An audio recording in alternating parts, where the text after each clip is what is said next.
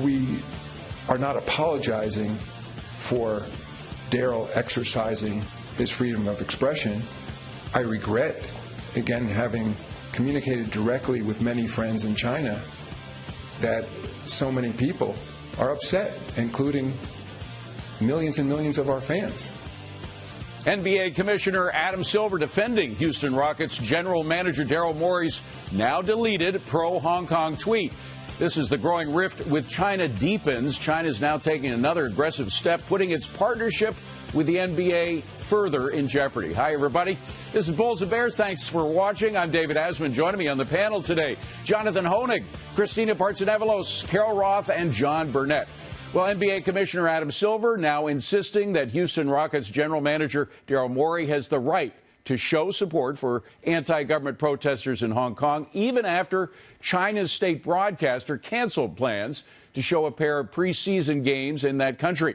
Susan Lee is standing by in the newsroom with the very latest details. Susan. So Adam Silver there, you heard him, and he's also backpedaling a bit today, saying that they don't regulate what owners, players, and employees of the NBA say. I guess they're doing this internal calculus right now. Does the NBA need China, or does China need the NBA? You know, the NBA has been broadcasting in China since 1987, going back to the Chicago Bulls and Michael Jordan, and there's only one NBA in the world, right? Since 600 million people stream the games on Tencent's streaming service, and hundreds of millions, close to a billion, watch it on the state broadcaster, CCTV. So some would say that the NBA actually has a probably more preferential position compared to Disney or Starbucks, because you can go to alternatives. But there's more controversy today because we heard from Steve Kerr, and he was asked about what was happening in China, this controversy. Now, Steve Kerr getting some backlash. Let's bring up the tweet, if we can,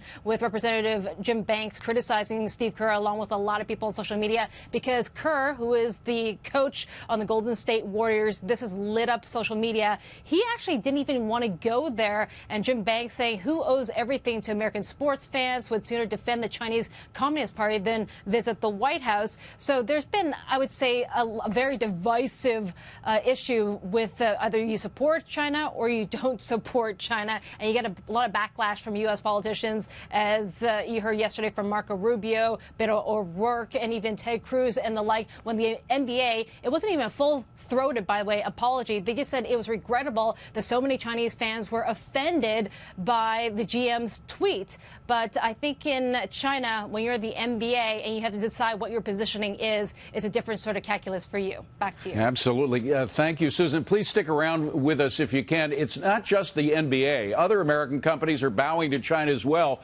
Video game developer Activision Blizzard removing a gamer because of some pro-Hong Kong comments that gamer made. Vans, the company, pulling its shoe depicting Hong Kong protesters after facing a China boycott. And even Tiffany's removing an ad that offended Chinese customers. So should these companies ignore Chinese attempts at censorship, or is this a very lucrative line they can't afford to cross? I wish we could say that they should ignore it, but we've been seeing this over the past decade or so, that companies are just bowing down to China. The examples, you brought up some clothing retailers, Gap, Versace because of a T-shirt. You had Apple most recently remove pro-democracy songs by Hong Kong singers from their Chinese app store. So this is an ongoing situation which shows that the color green prevails in front of all. Yeah. Unfortunately, one tweet, you know, deleting a tweet, it may not mean anything for us, but this really sets the precedence for what it means for putting your opinion online, especially if you work for a large organization. This is a private organization. It is not the NBA's job to change China, to change what is an oppressive policy in China. And yes, when an employee jeopardizes a business relationship, look, whether it's James Gunn or Roseanne or Kathy Griffin, they feel the ramifications. But I tell you, the NBA, I think, is missing an opportunity here. Think back to the 1980s with the Soviet Union. Brands like Nike, brands like Coca-Cola, they've positioned themselves as the freedom brand, as the independence brand, as the American brand. Nike should fill those shoes and tell China, look, this is what we stand for. Take it or leave it. It's absolutely hypocritical for these U.S. companies to actually support kneeling, right, and risking profits in the U.S. while bowing down to China in their pursuit to actually pursue global growth. This is absolutely hypocritical. They're not even upholding American values. We've seen over the last several decades, right, with the expansion of global trade, that the U.S. has actually used trade as a way to promote democracy, right? You do that through policy, American policy, but you do that through enterprise trying to make inroads into foreign countries while bringing U.S. values. This is not a slam dunk. This is a missed play on behalf of the NBA.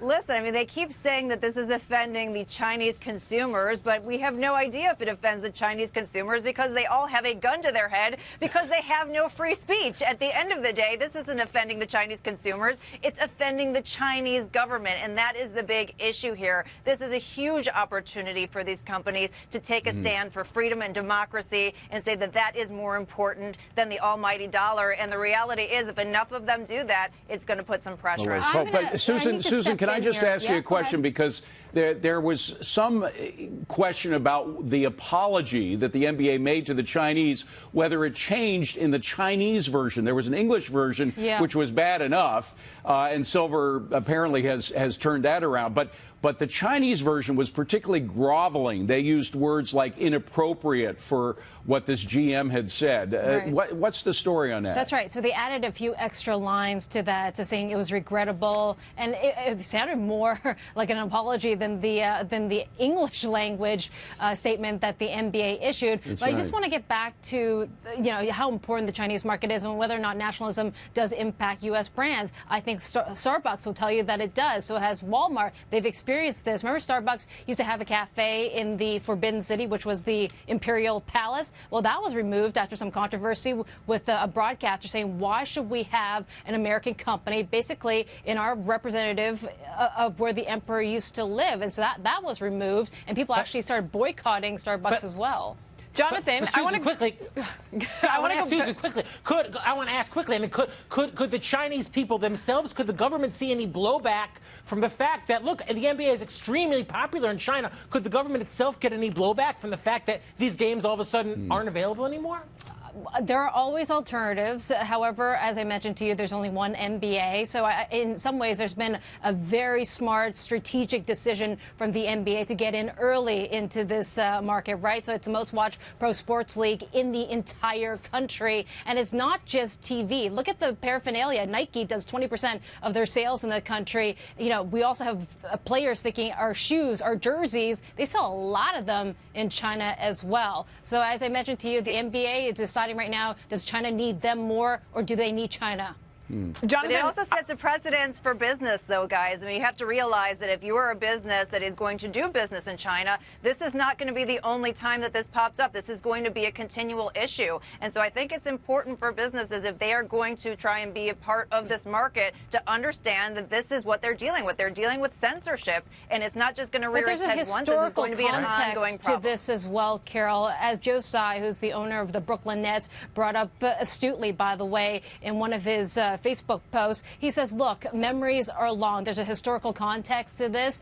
China has gone through 120 years of being invaded by European powers. In fact, Hong Kong was divided up during the Opium Wars. And what about the Japanese invasion during World War II? Now that they have economic, some would say, power, military power, they feel that this is their time to finally stand up for something, and memories are long, and they are very cognizant of foreign powers trying to tell them what to do. Jonathan, I want to go back to your earlier comments. I'm confused. Are you stating that companies should be taking a stand, but then individuals that work for these companies should not be saying anything? Well, I think it's a missed opportunity.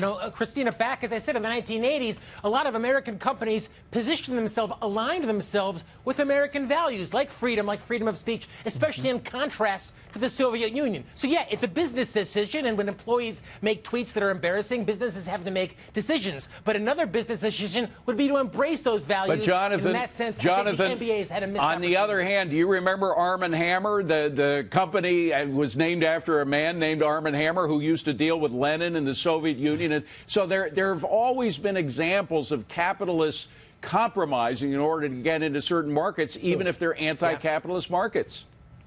Yeah, I mean, David, I can't disagree with you here, and I think that this is an opportunity and a real conundrum with the NBA. Do they, in effect, take the money and pursue the business relationship, or do they stand up for the free speech values of one of the members of their team? Well, even if they're being duplicitous, at least they pulled that original apology, and it seems like Silver is now standing behind his GM. So that's some progress. Let's see what happens to the other companies. Susan, thank you so much.